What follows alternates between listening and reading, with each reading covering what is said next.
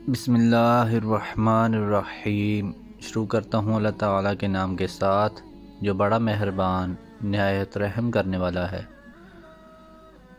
سیدنا برا بن عازب رضی اللہ عنہ سے روایت ہے، رسول اللہ صلی اللہ علیہ وآلہ وسلم نے فرمایا، یہ آیت یثبت اللہ الذین آمنوا بالقول الثابت کہ اللہ تعالیٰ قائم رکھتا ہے ایمان والوں کو پکی بات پر دنیا میں اور آخرت میں، قبر کے عذاب کے بارے میں اتری ہے۔ میت سے پوچھا جاتا ہے تیرا رب کون ہے؟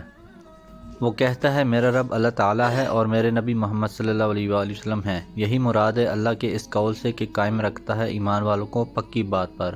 آخر تک۔ سیدنا ابو ہریرہ رضی اللہ عنہ سے روایت ہے،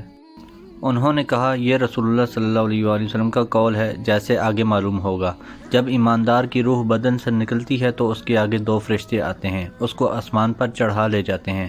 حماد نے کہا جو حدیث خرابی ہے کہ سیدنا ابو ہریرہ رضی اللہ عنہ نے اس روح کی خوشبو کا اور مشک کا ذکر کیا اور کہا کہ آسمان والے کہتے ہیں یعنی فرشتے کوئی پاک روح ہے جو زمین کی طرف سے آئی ہے، اللہ تعالیٰ تجھ پر رحمت کرے اور تیرے بدن پر جس کو تو نے آباد رکھا۔ پھر پروردگار کے پاس اس کو لے جاتے ہیں، وہ فرماتا ہے اس کو لے جاؤ اپنے مقام میں یعنی علیین میں جہاں مومنوں کی ارواح رہتی ہیں قیامت ہونے تک، وہیں رکھو۔ اور کافر کی جب روح نکلتی ہے، حماد نے کہا جو اس حدیث کا راوی ہے کہ سیدنا ابو ہریرہ رضی اللہ عنہ نے اس کی بدبو کا اور اس پر لعنت کا ذکر کیا۔ آسمان والے کہتے ہیں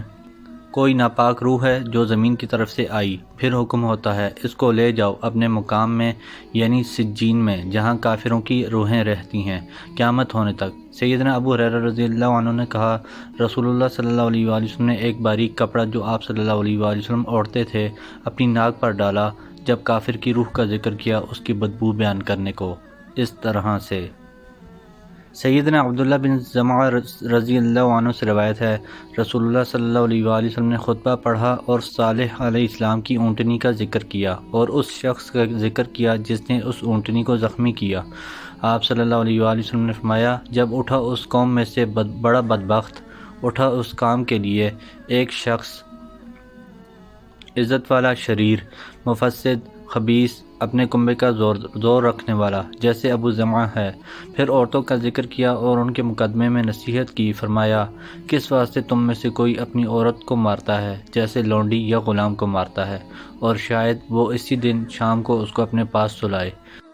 تو شام کو محبت اور دن کو ایسی سخت مار نہایت نامناسب ہے۔ پھر لوگوں کو نصیحت کی گوز پر ہنسنے سے اور فرمایا کیوں تم میں سے کوئی ہنستا ہے اس کام پر جو خود بھی کرتا ہے، یعنی ہوا کا صادر ہونا ضروری ہے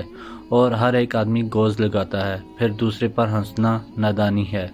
سیدنا ابو ہریرہ رضی اللہ عنہ سے روایت ہے، رسول اللہ صلی اللہ علیہ وآلہ وسلم نے فرمایا دو قسمیں ہیں دوزخیوں کی جن کو میں نے نہیں دیکھا، یعنی دنیا میں ابھی وہ پیدا نہیں ہوئے۔ ایک تو وہ لوگ ہیں جن کے پاس کوڑے ہیں بیل کی دموں کی طرح اور لوگوں کو ان سے مارتے ہیں ظلم سے، اور ایک عورتیں ہیں جو کپڑا پہننے پر بھی ننگی ہیں، یا اللہ تعالیٰ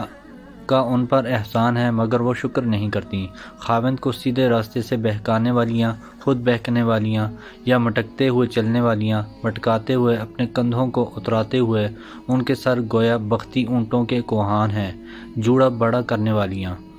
کپڑا مباف لگا کر ایک طرف جھکے ہوئے، وہ جنت میں نہ جائیں گی بلکہ جنت کی خوشبو بھی نہ سونگیں گی، حالانکہ جنت کی خوشبو اتنی دور سے آتی ہے۔ یہ عورتیں کافر ہوں گی اگر ان باتوں کو حلال سمجھ کر کرتی ہوں، ورنہ مراد یہ ہے کہ اول دہلے میں ان کو جنت نصیب نہ ہوگی۔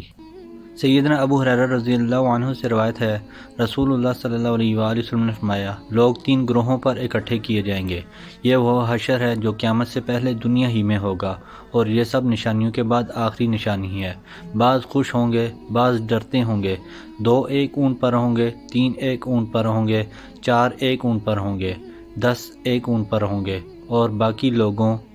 کو آگ جمع کرے گی۔ جب وہ رات کو ٹھہریں گے تو آگ بھی ٹھہر جائے گی، اسی طرح جب دوپہر کو سوئیں گے تب آگ بھی ٹھہر جائے گی، اور جہاں وہ صبح کو پہنچیں گے آگ بھی صبح کرے گی، جہاں وہ شام کو پہنچیں گے آگ بھی شام کرے گی، غرض کے سب لوگوں کو ہانک کر شام کے ملک کو لے جائے گی۔ سیدنا مقداد بن اسود رضی اللہ عنہ سے روایت ہے، میں نے سنا رسول اللہ صلی اللہ علیہ وآلہ وسلم سے، آپ صلی اللہ علیہ وآلہ وسلم فرماتے تھے قیامت کے دن سورج نزدیک کیا جائے گا یہاں تک کہ 1 میل پر آ جائے گا۔ سلیم بن عامر نے کہا اللہ کی قسم میں نہیں جانتا میل سے کیا مراد ہے، یہ میل زمین کا جو